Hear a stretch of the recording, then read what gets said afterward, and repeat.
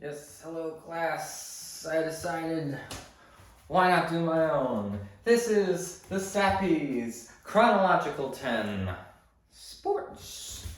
Starting off with 1976, Rocky, a Philadelphia classic. I mean, what more can you say?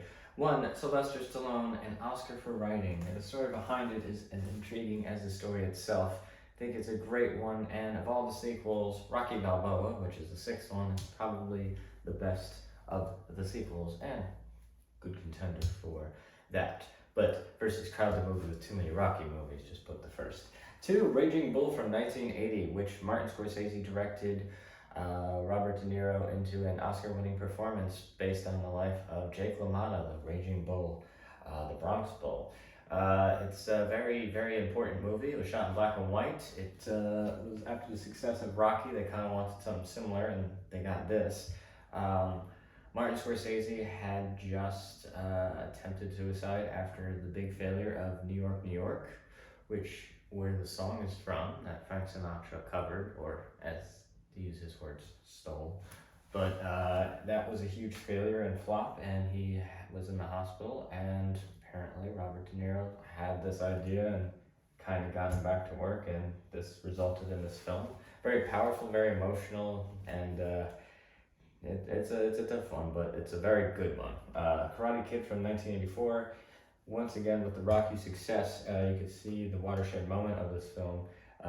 Same director, John G. Avildsen, and they did it from the perspective of a kid in Los Angeles. They changed the town, and the movie itself isn't one of my favorites, but I put it there is because Cobra Kai happens to be one of my favorite TV shows currently, and the whole mythology of it starts with this movie, which is very important to the mythos of the show, just to have it something to connect back to, and it eventually did have a trilogy as well, with varying success. And when I was a kid, I was just used to the next Karate Kid that was on all the time with Hilary Swank.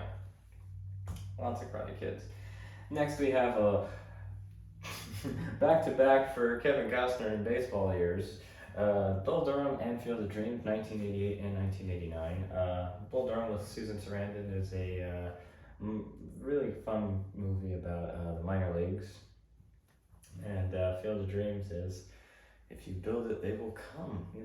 Two really cool baseball movies that I really like around this period. I'd say the late '80s, early '90s had this very specific feel with just films in general, especially dramas and rom-coms. I don't know what they were doing, but this period really did have a lot of good people working on it. 1999, jumping ahead of a full decade. Any Given Sunday, directed by Oliver Stone, which has a fully loaded cast, and I mean fully loaded. It is very, very entertaining, controversial, and did not have the approval of the NFL, so it does not really feature any of the NFL teams, despite kind of being the NFL. Hardball from 2001, which starred Keanu Reeves, kind of like a Bad News Bear, but inner city version. But I thought it was a lot deeper and more complex, and I felt like I related to this a little bit more than Bad News Bears. 8, we have Ali from 2001, Will Smith, and we have Michael Mann directing it. It was a very good film. There's multiple cuts of this movie. There's a commemorative version, theatrical version, director's version. Michael Mann's known for doing a lot of different versions and reframing and reshaping, but him and Will Smith really knocked the ball out of the park. The Wrestler, which it should be from 2008, I didn't write that down, is Mickey Rourke. Darren Aronofsky did this as a pair of films, this and Black Swan, where two different artists, a male and a female, with Natalie Portman and Mickey Rourke, respectively. So it's kind of a pair of that. Really very good movie, especially if you're a wrestling fan. It's like a different side of wrestling for wrestlers, and if you're familiar with it, it's not always the most pleasant, but it's a more realistic, natural look at it. And finally, we have Draft Day. I mean, Kevin Costner just owns this list. It's either boxing or no, I'm kidding.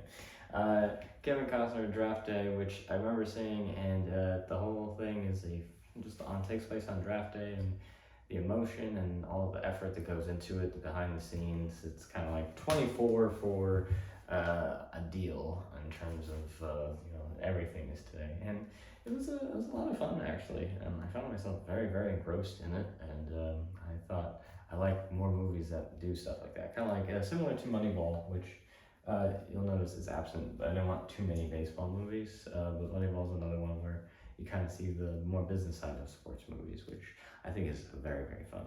But that is the 10. Thank you, class. Thank you for giving me the opportunity.